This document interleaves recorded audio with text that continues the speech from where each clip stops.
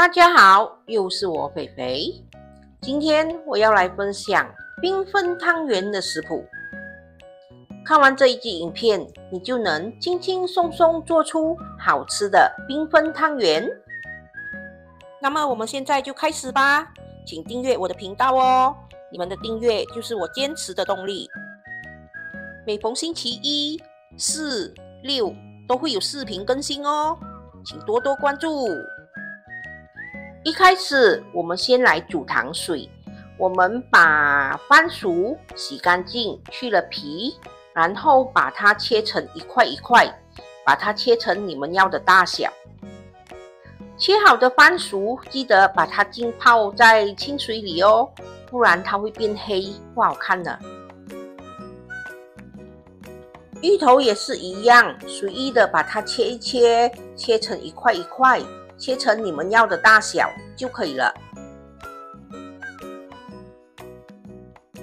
現在我們來看一下番薯芋頭糖水所需要的材料：清水1200 ml， 番薯145克，芋頭225克，斑蘭葉4片。白糖60克，沙谷米15克。我們把斑蘭葉洗乾淨後，把它撕一撕，讓它等下容易出味。接着把它放入清水裡，拿去把它煮滾。當水煮滾後，我們就可以把芋頭還有番薯倒下去。當這鍋水再次的煮滾，我們就可以蓋上鍋蓋，用中小火把芋頭和番薯煮軟。當糖水煮了一下下，番薯和芋頭都煮軟了，我們就可以把白糖倒進去，然後把白糖煮至融化。你們可以試一下味道，如果覺得甜味夠了，我們就可以把沙谷米洗一洗，洗乾淨，然後我們把它倒進去。沙谷米倒進去過後，不需要煮很久的，只要糖水再次的煮滾，我們就可以蓋上鍋蓋，關火，讓沙谷米在裡面燜熟。現在我們來看一下繽紛湯圓所需要的材料：糯米粉200克，清水60克，冷水90到150 ml， 色素適量。我們把糯米粉倒入一個比較大的盆裡，接着我們把清水倒入一個小鍋裡，拿去把它煮滾。當清水煮滾後，我們就可以關火，直接把這個熱水倒入糯米粉裡，然後把它攪拌均勻。這個時候，我們可以慢慢的加入冷水。我們一邊加入就一邊攪拌，這個冷水你們不要一次過加到完哦，我們慢慢的加。我們也可以用手去搓揉，我們只要可以把這個糯米粉搓揉成团，然後不粘手，我們就可以停止加入冷水了。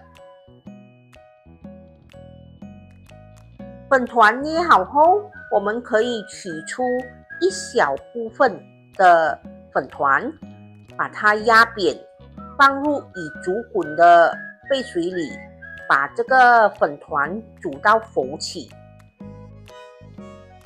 我們把這個熟粉团撈起，放回剛才的那一團粉团裡。其實我這裡犯了一個小小的錯誤。我們不需要拿那麼大塊的粉團去煮，一小塊就可以了。太大塊的話，反而這個粉團会太粘手，然後需要再加糯米粉。加入一小塊手粉團的用意是要讓我們在搓湯圓的時候，湯圓不容易裂開，會有一點韌性，吃起來的口感會更加的 Q。不過如果太粘手也沒關係啦，我們加回一點糯米粉，把這個粉團搓揉到光滑不粘手就可以了。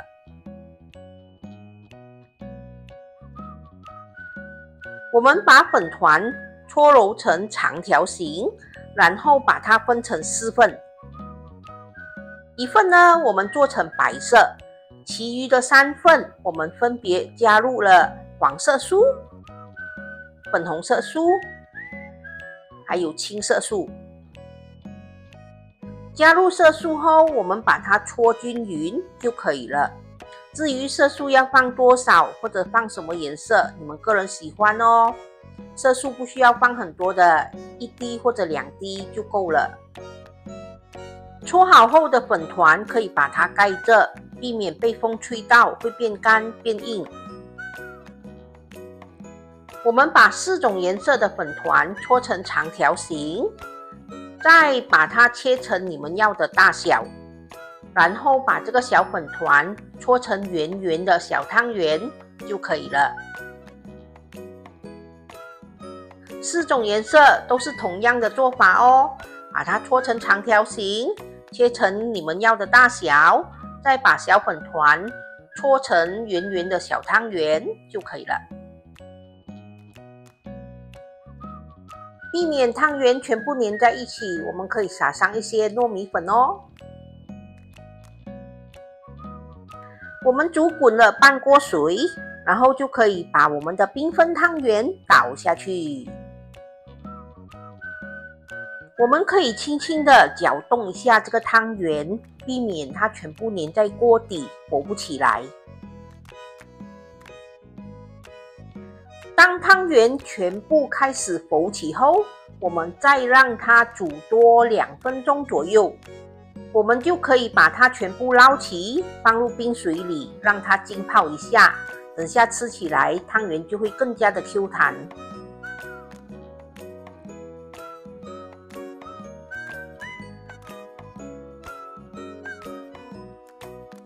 吃湯圓前，先來個溫馨提示吧。糖水的甜度，你們可以自行調整。如果不喜歡用白糖，你們可以用冰糖、黃糖或者椰糖來取代。我們在搓粉团時，熱水的分量是確定的，因為不同牌子的糯米粉吸水量都不一樣，所以冷水的分量你們要自己拿捏哦。粉团裡加入一小塊手粉团，是要讓搓好的粉团不容易裂開，然後更有韌性。如果不想用色素，你們可以用天然的蔬果粉取代。把煮好的湯圓放入冰水裡，是要讓湯圓吃起來更加的 Q 彈。下課，吃缤紛湯圓嘍！完成嘍！這就是我今天的作品——缤紛湯圓。湯圓是一種以糯米粉製成的傳統中式甜點，煮熟後口感軟糯香滑，象徵團圓吉祥。湯圓常在元宵節、冬至等節日食用，也是不少家庭平日裡的溫暖甜品。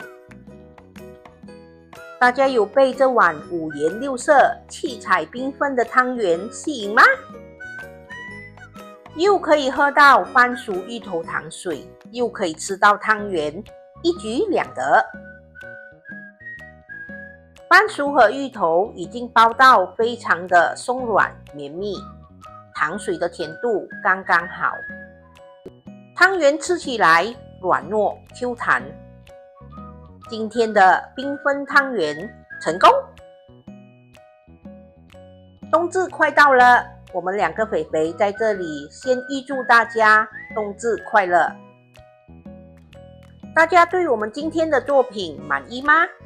滿意的話，請幫忙點個讚，或者留言給我們一些鼓勵哦。